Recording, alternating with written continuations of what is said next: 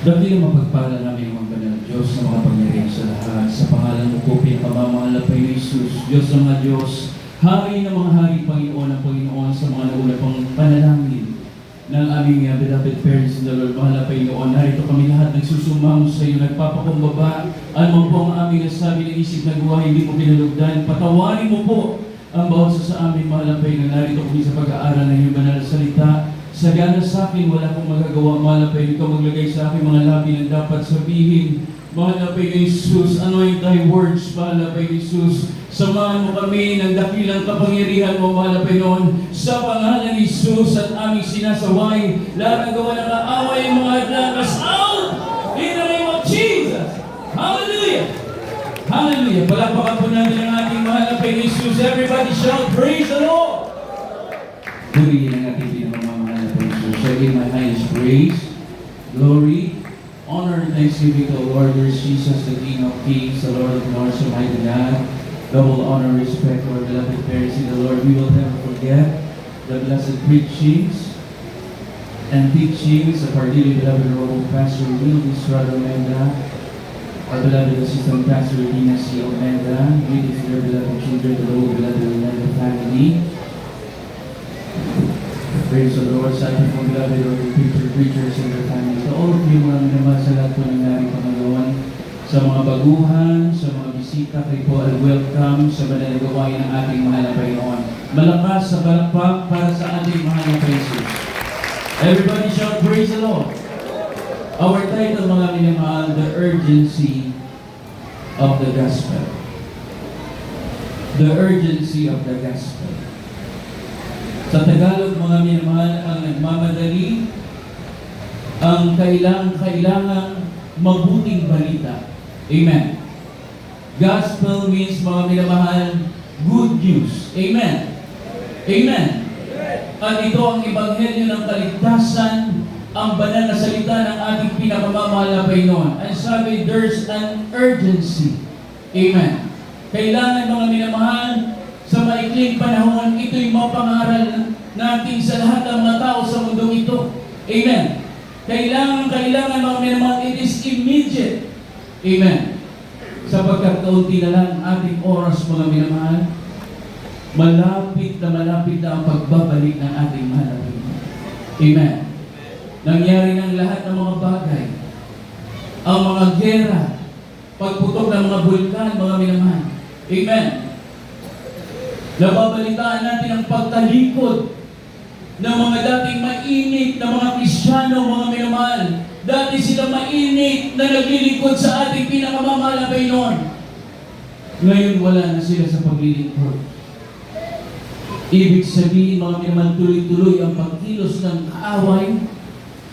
Mga minamahal, tayo rin, mga minamahal, na mga Kristiyano, disipulo ng ating pinakamamahal na Panginoon, patuloy nating ipangaral ang banal na salita ng ating mahal na Panginoon upang lahat ay magkaroon ng kaligtasan sa mundong ito.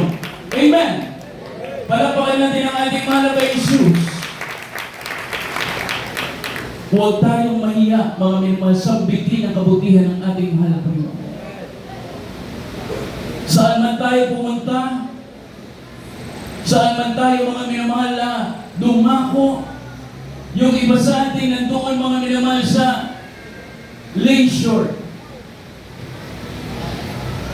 Subalit hindi nila kinalimutan, mga minamahal, yung tinatawag na Great Commission, na patuloy mo sambitin, mga minamahal, yung gospel, sapagkat there's an urgency, mga minamahal. Ito'y nagmamadali.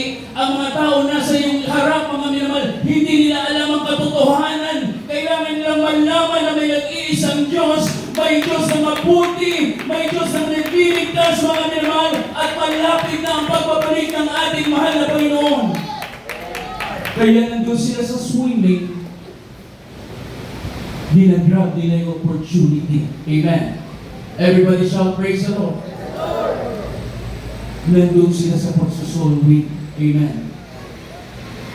Dahil nandun na yung tubig, mga minamahal.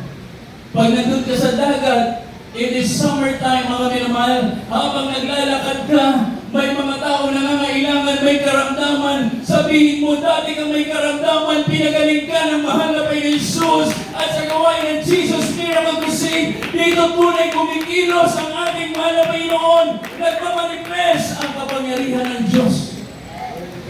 Maraming pinagaling. Maraming may karamdaman. Maraming may problema, mga minamahal. Tinutulungan ng ating mahal na Panginoon Jesus. Amen. Kaya basahin natin ang sabi ng Biblia, mga minamahal. It is urgent. Hindi pwedeng madelay, mga minamahal. Amen. 2 Corinthians chapter 6, verse 2. Kayo. Hindi po sa dalawang mga Korinto, palatang 6, talata ay 2. Sapagkat sinasabi niya, sa panahong ukol kita'y pinakulugan, at sa araw ng pagliligtas kita'y sinaklolohan. Narito, ngayon ang panahong ukol. Narito, ngayon ang araw ng kaligtasan. Amen. Palakpakan natin ang malakas ng ating mahal na Panginoon Jesus. Everybody shout, praise the Lord! Behold, now is accepted time. Behold, now is the day of salvation. Amen. At sabi ng Biblia, at sa araw ng pagliligtas, kita'y sinaklolohan. Amen. Narito, ngayon ang panahong ukol, narito ngayon ang araw ng kaligtasan. Amen. Anong sabi mga minamahal? Hindi dapat ipagpaliban. Amen. Because tomorrow, mga minamahal, is not promised. Amen. Ngayon na, nagmamadali, mga minamahal, yung gospel sapagkat bukas, sa pangalawa, hindi mo alam, mga minamahal, kung ikaw'y mahihinga pa, mga minamahal, kung ikaw ay nandun na sa karamdaman, sa maikling panahon, kunin na ang buhay mo ng mahal na Panginoon. At sabi ng Biblia, mga minamahal, it is appointed time sa tao na tayo, mga minamahal, ay may kanya-kanyang countdown. Amen. Ang ating buhay, mga minamahal, every soul, mga minamahal, is on a countdown towards eternity. Amen. Bawat paglakad, pagtakbo ng oras, mga minamahal, pagtiktak ng orasan, it is a countdown for eternity. Mamimili ka, mga minamahal, ang pagsunod mo sa kalooban ng ating mahal na Panginoon o pananatili mo, mga minamahal, sa pagiging makasalanan. Kung hindi mo maiwan yung kasalanan, mga minamahal, now is the day of salvation. Now is accepted time, mga minamahal. Ngayong kalumapit, hindi mo ng tawad sa ating mahal na Panginoon. Iwaksi mo ang kasalanan, mga minamahal. Naghihintay sa iyo ang ating dakilang Diyos. Walang tinatangi ang mahal na Panginoon. Ang nakalipas mo, kahit gaano kabigat ang kasalanan mo, kaya kapatawarin ng ating mahal na Panginoon at ihanda sa iyo, mga minamahal, ang pangako ng dakilang Diyos, ang buhay na walang hanggan doon sa kanyang piling. Sa langit, sa piling ng ating mahal na Panginoon. Amen. Kaya ano sabi, huwag natin pagmatigasin ang ating mga puso. Kaya hindi po, dalawang talaga magkasunod. Hebrews chapter 3, verse 15. And Isaiah chapter 55, verse 6. Sabat ng Hebreo, talaga 15. Sa pamamagitan nga niya ay magandog tayong palagi ng hain ng pagpupuri sa Diyos. Sa mga baga ay nambuwang ng mga lagi na nagpapahayag ng kanyang pangalan. Excuse me. Hebrews chapter 3, verse 15. Sa Hebreo, Samantalang sinasabi. Nagsasabi, verse 15, at ito, samantalang sinasabi, ngayon, kung marig ninyo ang kanyang piling, huwag niyo mapagmatigasin ang inyong mga puso na kaya ng pagmumungkahi. Isaiah 55, kabanatang 6. Inyong hanapin ang Panginoon samantalang siya'y na masusumpungan. Magsitawag kayo sa Kanya samantalang siya'y malapit. Palakpakan natin ang ating pinakamamahal na Panginoon. Malapit lang ang ating mahal na Panginoon, habang siya'y malapit, mga minamahal, samantalahin natin ang panahon na ito na ang Diyos ay ating natatawagan. Amen.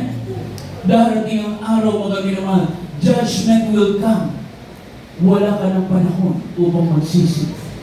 Kaya ano sabi ng Biblia sa Hebrews chapter 3 verse 15, mga minamahal, while it is said today, if you will hear the voice, harden not your heart as in the provocation. Ang sabi dito, mga minamahal, samantalang sinasabi ngayon, kung marinig ninyo ang kanyang tinig, huwag ninyong pagmatigasin ang inyong mga puso na gaya sa pamumungkahi. Anong ibig sabihin ng provocation, mga minamahal?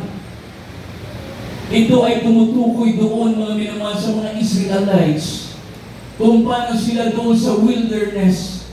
Nakita na nila ang himala ng ating mahal na Panginoon, na napili, mga minamahal, ang katigasan ng kanilang puso. Nakita nila madakilang himala, sila'y tinakain ng ating mahal na Panginoon, subalit ayaw pa rin nilang tanggapin ang ating mahal na Jesus. Ganon din yung panahon ni Noah. Amen. Amen. Panahon ni Noah, mga minamahal, napunta ang maraming tao sa kapamakan. Amen. Ilan na sila naligtas? 8 lang, mga minamahal. Amen. Everybody shall praise the Lord. Kaya kung ating iisipin, mga minamahal, ang binigay na chance ng ating mahal na Panginoon habang may lakas ka. This is your chance, mga minamahal, na ikaw ay lumapit sa ating mahal na Panginoon, because tomorrow is not promised. Amen. Ang sabi ang ating hininga na ito, ang ating buhay, is just like a vapor that vanishes away. Kaya po basahin natin. James chapter 4, verse 14 to 15. Dito po sa aklat ng Santiago kapitulo 4, ang talata po 14 hanggang 15. Ito po sinasabi, kayo ang hindi nakakaalam ng mangyayari bukas. Ano ang iyong buhay? Kayo may isang singaw na sa sandaling panahon ay lumilitaw at pagdakay napapawi. Sapagkat ang dapat ninyong sabihin ay kung loobin ng Panginoon ay mabubuhay kami at gagawin namin ito o yaon. Amen. Malakas na praise the Lord sa ating mahal na Panginoon. Palakpakan natin ang ating mahal na Jesus. Ang sabi, mga minamahal, walang nakakaalam ng ating buhay. Bukas, may mga plano tayo. Amen. Sa mga susunod na mga buwan, may mga plano tayo. Sa mga susunod na taon, may mga plano tayo. Subalit hindi natin mapanghawakan itong mga bagay na to. Ang ating buhay, mga minamahal, ay sabi, parang singaw. Amen. Na nandyan at mamaya napapawi. Amen. Ang dapat sabihin natin, mga minamahal, kung ito ay loobin ng ating mahal na Panginoon. Kung kalooban ng ating mahal na Panginoon sa darating na bukas, tayo pa kaya may lakas. Amen. Kung sa darating na bukas, mga minamahal, ganun pa rin ba ang sitwasyon ng ating buhay? Hindi natin alam. Amen. Amen.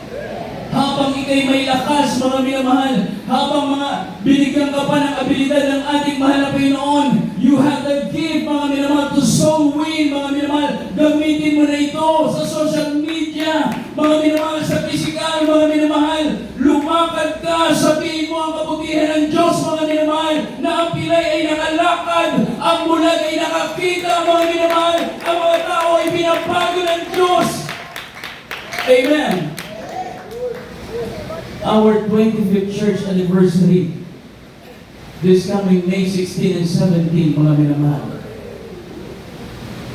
Alisin natin ang pag-alinlangan na hindi natin sabihin ang kabutihan ng mahal na Panginoon. Pilitin natin makapagdala tayo ng kaluluwa. Pag ikay pinagpala ng ating mahal na Panginoon, financial ability, meron kang sasakyan na binigay ng mahal na Panginoon, gamitin mo ito, mga minamahal, upang madala sila dito sa paanan ng ating mahal na Panginoon. Anong sabi ng Biblia?